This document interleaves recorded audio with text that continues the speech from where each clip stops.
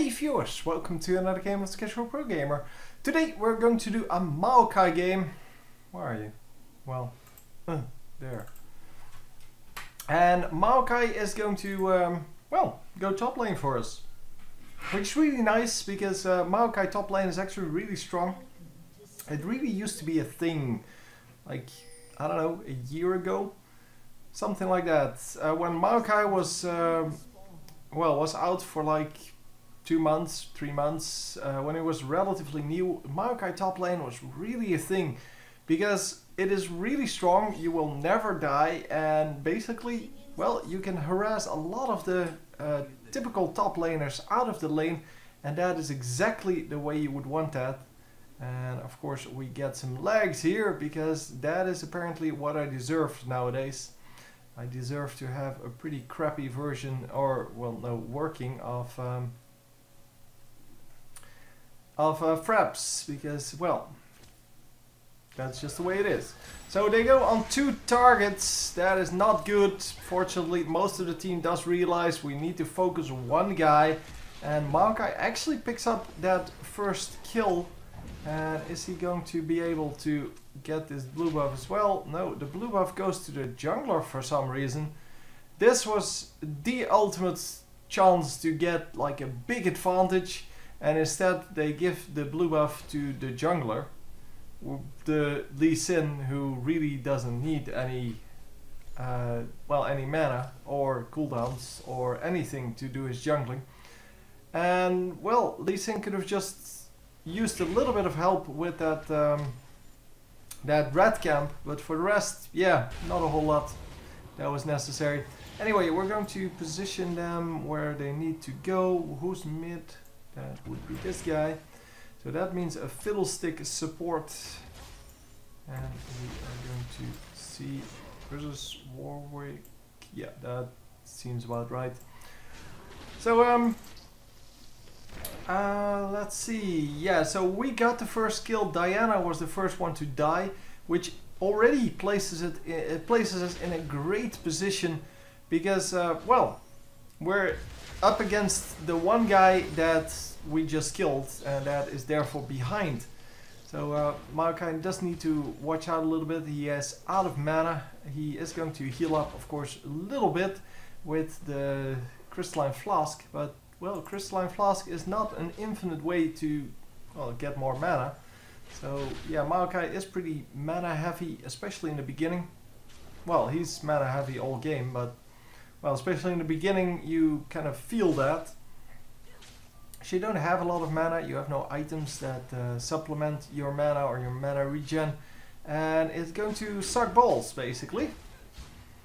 So yeah, Diana doing a good job of just last hitting versus the tower, or at least attempting to last hit versus the tower. She's not too far behind, only 3 minions and 1 kill of course, but well, there's not a whole lot she can do about that kill. Would have been great if Maokai had that blue buff, and here you can see why now, because he hasn't been able to use skills for this entire minion wave, and he's now up to half mana again, so he can use some skills again. But yeah, imagine him having blue. That means like 3 minutes, well, 2 minutes extra spawning of every single skill that he has all day long, and yeah, that just puts her so much further behind, and we are going to just survive here. Wow, that was close. And obviously the health potions are still available, so he needs to start using those. He is using those. Obviously you can't use them in combination with the what's it called, the flask. But wow, going very, very low. But yeah, one more toss, one more successful sapling toss, and he gets a kill. Oh, his teammate is going to finish it. Come on. Come on, do the deeds. No, he's not going to be able to do it. Oh, that's a shame. Oh, Maokai is going to be able to stay in though. He has plenty of regen, and we're going to go for directed camera once again. So yeah, so far, top lane has been very interesting. The Warwick now coming out to check it out, but he's not going to be able to do anything there. It seems that Warwick is going to retreat now and going to go back to his jungle. We are, however, ganking this mid lane, and this should be pretty good, but no. The wrong, well, the wrong skill order there for Lee Sin. But yeah, well, I don't think they could have picked him off anyway, because tower diving at this moment is kind of a little bit too risky. But yeah, he could have used that second Q after the flash, and if he did that, would have been much better. Wow, the ultimate from Maokai, sorry, not Maokai, Mordekaiser comes out, and it's going to do enough damage to sustain him through that burst from both of the, well, the mid laner and the jungler. And because of that, he is going to stay alive. So a little bit of farming going off in the bottom lane. Fiddlesticks, of course, trying to get his things going and actually picking up a kill. Wow, that was pretty impressive. Also a little bit lucky because, well, staying in that drain range depends, of course, on, well, first of all, how much they overextend. Second, where the fear goes, and then third, well, basically if they have a flash up or something like that. And it seems that all worked out for our fiddlesticks there. Thresh not actually thinking about using exhaust on that for some reason, even though that would have well, prevented his kill, his death. And we are going to get this kill. Come on! Sapling toss. No! Oh, come on! Yes, finally! Takes forever to kill things with Maokai. But then again, you don't die, so you get that in return. And that is, of course, excellent to have. Because if you don't die, it doesn't matter how long it takes for you to... or for anything to die. Yeah, as long as you don't die, you can just keep hammering on someone until he dies. And yeah, later on in the game we will see some better things there, some better damage, some better utility, everything good. And the attempt at red steal, well, he successfully stole red, but then gives it away to Mordekaiser, which is definitely not what he intended to do there. Bottom lane, once again, in a little bit of well, focus here from the directed camera. It seems that, yeah, we're not really doing anything anywhere. Top lane, however, is the only lane where people are actually close together. So I'm going to go top lane. I'm going to put it to manual camera for the moment. And we will be seeing what they are going to do. So yeah, for now, it seems okay. It's not a really huge deal. The top lane, there's a little bit of a minion difference, about 12 minions between them. And that, of course, is not enough to secure a victory. However, the 2 kills, yeah, that is a little bit bigger deal. Oh, hang on. I must, of course, see this. So Mordekaiser finally becoming aggressive. Wow, that was a huge burst. Oh, that was his ultimate. That's why that was a huge burst. And look at that. Yeah, the shield just good enough. But was he actually going to live through that? Holy crap. Thought there was some kind of damage over time there on him. But apparently not. We are going to flash and hopefully survive or get the kill. Nope, nope, both of those not true. We're just going to, well, die. Yeah, he did get pretty close to the Diana actually dying, but, well, pretty close is not good enough. In fact, well, pretty close means that she's still alive, so you don't get anything. But it's not only not good enough, it's just plain nothing. So wow, that's a whole lot of things used just to prevent them from dying, but well, I guess it's worth it because they survived this time.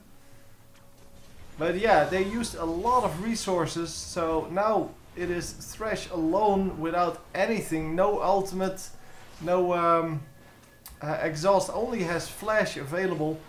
So yeah, this tower is down. There is nothing he can do, and there is nothing that prevents them from just, well, taking him out afterwards.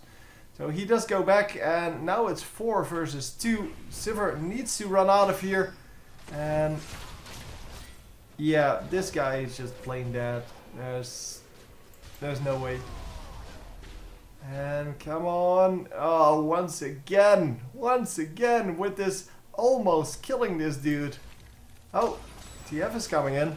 And we are going to, come on, let this kill someone. Yes, nicely done. Oh my god. They are having such trouble picking off that Diana because of that shield. It is, however, true that the blue team did get ahead with that because they did get the dragon. And, well, we picked up a tower now, so that makes it kind of equal again. So, blue buff, this time going hopefully to Maokai. Yes, we are going to grab that. So that's awesome. And we are going to go bottom lane. So I'm fast forwarding a little bit through this because I want to see if it makes the match more interesting to watch. I'm not saying this is a bad match, I'm just, yeah, every now and then I kind of get bored by the, oh nice, but I get bored by the amount of farming that's going on in League of Legends in general, and yeah, so therefore we have directed camera and fast forward, and the combination of that seems to do pretty well. So we are going to pick up a kill here, maybe a second kill. Oh, come on, come on, come on, come on. Yes, a double kill. Nicely done. And directed camera can be turned back on. It is not over yet. The Diana is so strong.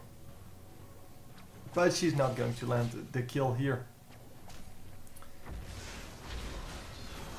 What are we doing? Come on, guys. We should be able to pick this guy up. Yes, nicely done. Very aggressive. Fiddlesticks coming in just for safety measures. Obviously, it takes a while for that ultimate to charge up. So it wasn't that he was totally useless there. Well, he was totally useless, but he couldn't see that coming. He wasn't sure whether they picked up that kill. And therefore, it's better to... sometimes it's better to, well, just attempt that than to let it go and yeah, just save your ultimate. Obviously in this case, yeah, he should have seen how close she was to dying and that there were 2 guys behind her, so she should have he should have just come in through here and then stood over here, and then he would have been able to last hit anyway without using his ultimate. So yeah, there's that. Anyhow, going back to the game. We're farming again. So let's not do that, guys. Let's not farm. Let's just create a game that doesn't require farming. No, they actually have one. You have a game that requires no farming at all, but it's also no fun to play, so there's that. It's Fire something, I forgot the name. See, that's how good of a game it was. Or is, because it's still in beta, so they might actually do something, but you get no advantage from farming, you get no advantage from killing people.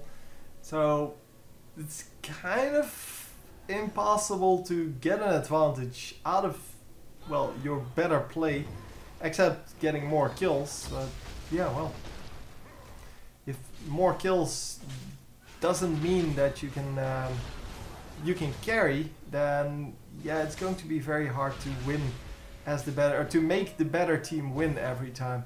And that is of course what you want out of a game. You want, well, not a game, I guess. You don't want to have, or in a game, not necessarily the best team wins. It is just someone wins. And not even that. I mean, some games you can just draw. yeah, there's that. Anyway, we're going to try to fast forward to the next interesting moment. This was not an interesting moment. This was just overextending like a pro. And two guys get killed on the blue team and one on the red team. So yeah, it seems that we are currently 4-1, doing well, 4-1-4 in fact, and just building those, well, tanky AP items, which yeah, are very nice for a champion like Maokai. Let's see if he actually stacked it up completely yet. No, not yet, not yet, not yet. It still has quite a bit to go. And we are going to go on to this supporty support. But yeah, not going to happen, unfortunately.